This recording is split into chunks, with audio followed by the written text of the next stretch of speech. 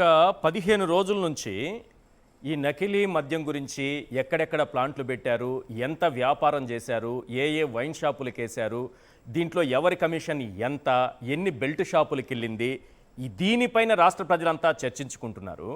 అలాగే ఈ నకిలీ మద్యం తాగి వాళ్ళ ఆరోగ్యం ఎంత పాడైందనే భయంలోకి ప్రజలు వెళ్ళిపోయారు. ఈ చర్చ అంతా పక్కకు పోయి ఇప్పుడు కేవలం వైఎస్ఆర్సీపీ లేదంటే జోగి రమేష్ చర్చ మొత్తం ఇటు వచ్చేసింది. ఇప్పుడు నకిలీ మద్యం గురించి కంటే కూడా ఇందులో జోగి రమేష్ పాత్ర ఏంటి, లేకపోతే గత వైఎస్ఆర్సీపీ ప్రభుత్వం పాత్ర ఏంటి, దీని నుంచి బయటపడేది ఎట్లా? మీరు ప్రజలు నమ్ముతారా?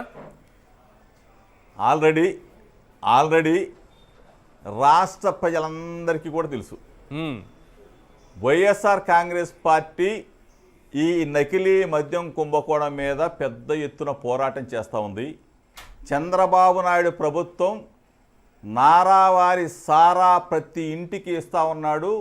ఈ పాటికే కొన్ని వేల మంది ప్రాణాలని పొట్టన పెట్టుకున్నాడన్న సంగతి అందరికీ తెలిసిన నగ్న సత్యమే.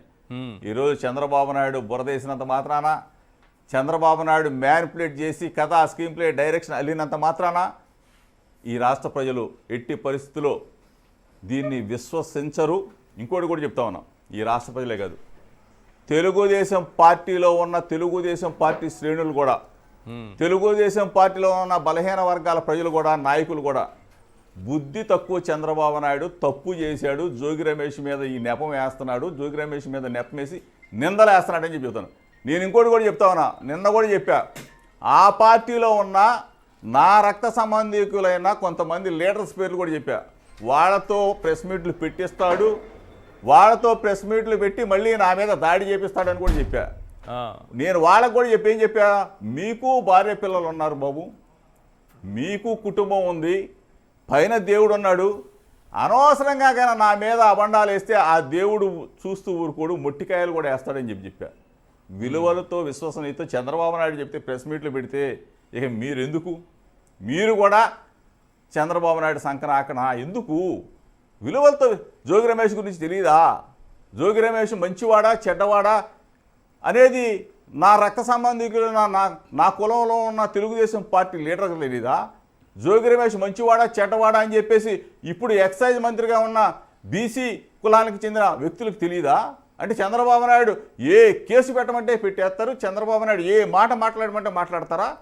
రేపు మీకు కుటుంబాలు లేవా? మీకు పిల్లలు లేరా? మీకు పైన దేవుడు లేడా? మిమ్మల్ని చూస్తూ ఊరుకుంటాడా?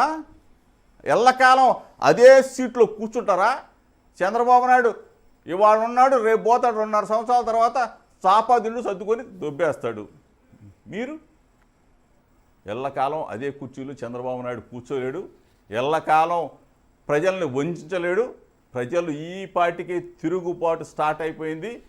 చంద్రబాబు నాయుడు ప్రభుత్వం చేస్తున్న దుర్మార్గాల్ని ప్రజలందరూ కూడా అసహించుకుంటున్నారని చెప్పేసి డైవర్షన్ పాలిటిక్స్తో ఈ రోజున వైఎస్ఆర్ కాంగ్రెస్ పార్టీ మీద బురదేయటం, నా మీద తప్పుడు కేసు పెట్టడానికి చంద్రబాబు నాయుడు సాహసం చేస్తున్నాడని చెప్పేసి సాక్షి ద్వారా అందరికీ కూడా తెలియజేస్తాం. అంటే 2.5 ఏళ్ల తర్వాత చంద్రబాబు చాపాదిండు చుట్టేస్తారు. ఇంకో ఈశ్వర్ గారు ఇంకోటి చెప్పండి. చంద్రబాబు నాయుడు గారు నిన్న నేను సత్య పరిశోధన అంటే లైట్ డిటెక్టివ్ అంటే నేను సత్య పరిశోధనకి సిద్ధంగా ఉన్నా. ఓకే, చంద్రబాబు నాయుడు ఈ మాట రాగలడా? సత్య పరిశోధనకు రాగలడా? వాళ్ళ పిల్లోడు లోకేష్ రాగలడా? లేదు, సిట్ చీఫ్ ఆ అధికారి డిఐజీ అశోక్ కుమార్ ఆయన రాగలడా? ఆ శాఖ మంత్రి రాగలడా? నేను రెడీగా ఉన్నా. ఓకే, ఇప్పుడు 2.5 ఏళ్ల తర్వాత చంద్రబాబు చాపాదిండు చుట్టుకుని వెళ్ళిపోతారు. ఇప్పుడు కేసులు పెడుతున్నటువంటి అధికారులు కానీ, మీ పైన మాట్లాడుతున్నటువంటి టీడీపీ నాయకులు కానీ ఆలోచించుకోవాలని మీరు అంటున్నారు. అంత కాన్ఫిడెన్స్ ఏంటి 2.5 ఏళ్ల తర్వాత చంద్రబాబు వెళ్ళిపోతారని? ఇప్పటికీ కూడా జరిగినా ఈ ప్రభుత్వంలో అన్నిటికీ వైఎస్ఆర్సీపీనే కారణం, అన్నిటికీ జగన్మోహన్ రెడ్డే కారణం. మీరు ఏదైనా తీసుకోండి, విద్యుత్ ఛార్జీలు పెంచారా? జగన్మోహన్ రెడ్డి గారు కారణం. అప్పుడు ప్రభుత్వమే. ఇప్పుడు నకిలీ మద్యం పట్టుబడిందా? జగన్మోహన్ రెడ్డే కారణం. వరదలు వచ్చాయా? విజయవాడకి కొట్టుకుపోయిందా? జగన్మోహన్ రెడ్డి పడవ అడ్డం పెట్టారు. మరి ఎలా బయటపడుతుంది మీ పార్టీ? మీరు కూర్చుంటే జగన్, మ్మ్. నుంచుంటే జగన్, పడుకుంటే జగన్, నిద్రపోతుంటే జగన్, చంద్రబాబు నాయుడు కలలో జగన్. చంద్రబాబు నాయుడు దేంతో భయపడి వస్తాడు? ఈరోజు మేమేదో గొప్పగా పరిపాలన చేస్తున్నాం అంటున్నాడు. గొప్పగా పరిపాలన చేసి పారిశ్రామికవేత్తలకు ఏం చెప్తా ఉన్నాడు మీటింగులో? ఇండస్ట్రియలిస్టులకు ఏం చెప్తా ఉన్నాడు? జగన్మోహన్ రెడ్డి గారు అధికారంలోకి రాడు అవును. అంటే అంటే జగన్మోహన్ భవిష్యత్తులో రెడ్డి గారు రారు. అధికారంలోకి వస్తాడన్న భయమే చంద్రబాబు నాయుడు. మ్మ్. అంటే ఆ భయాన్ని ప్రజలు క్రియేట్ చేశారా లేదా? మేం కాదు. ఎందుకు? జగన్మోహన్ రెడ్డి గారు అనే వ్యక్తి అడుగు బయటకు పెడితే మ్మ్. జనం జేజేలు పలుకుతున్నారు. ఎందుకు పలుకుతూ ఉన్నారు? 16 నెలల కాలంలో ఈ ప్రభుత్వం అట్టర్ ఫ్లాప్ అయిపోయింది. 16 నెలల కాలంలో అసెంబ్లీలో చంద్రబాబు నాయుడు మొన్న అసెంబ్లీ సమావేశాలు జరిగితే 16 నెలల కాలంలో నేను ఇది చేశాను అది చేశానని చెప్తాడేమో అని చెప్పేసి ప్రజలు చూశారు. చంద్రబాబు నాయుడు ఏం చేశాడు? కూర్చుంటే జగనో, నుంచుంటే జగనో, పడుకుంటే జగనో, చంద్రబాబు నిద్రపోతుంటే జగనో. అంటే భయపడి చస్తా ఉన్నాడు చంద్రబాబు నాయుడు. అంటే మీరు చేసిన దుర్మార్గం. రైతులకి కనీసం యూరియా ఇవ్వలేని ప్రభుత్వం, రైతులకి కనీసం గిట్టుబాటు ధరలు కల్పించలేని ప్రభుత్వం, రైతులకి ఎరువుల ధరలు ఆకాశాన్ని అంటితే కనీసం వాళ్ళకి సరైన ధరకి సరఫరా చేయలేని ప్రభుత్వాలు మీరు మా గురించి మాట్లాడతారా? మేము మా లీడర్ మా జగన్మోహన్ రెడ్డి గారి నేతృత్వంలో 17 మెడికల్ కళాశాలలు కరోనా కష్టకాలంలో ప్రారంభోత్సవం చేసి, శంకుస్థాపన చేసి, ప్రారంభోత్సవం చేసి కొన్ని కళాశాలలో ఈపాటికి విద్యార్థులు విద్యను అభ్యసిస్తూ ఉంటే పేదవాళ్ళకి వైద్య విద్యనే ఆ ఇళ్ళకి తీసుకెళ్లి జగన్మోహన్ రెడ్డి గారు ఇస్తూ ఉంటే దుర్మార్గమైన క్రీడ కదా. మీరు ప్రైవేటీకరణ చేస్తారా? ఎవరైనా మేధావులు, ఎవరైనా చదువుకున్న వ్యక్తులు, చదువుకున్న విద్యార్థులు కనీసం మిమ్మల్ని హర్షిస్తారా చంద్రబాబు నాయుడు? దుర్మార్గమైన క్రీడ కదా. మెడికల్ కళాశాలని అమ్ముకు తింటారా? ఇదా సంపద సృష్టించడం అంటే? ఇదా చంద్రబాబు నాయుడు అడుగుతా ఉన్నా, చంద్రబాబు నాయుడు ప్రభుత్వాన్ని అడుగుతా ఉన్నా.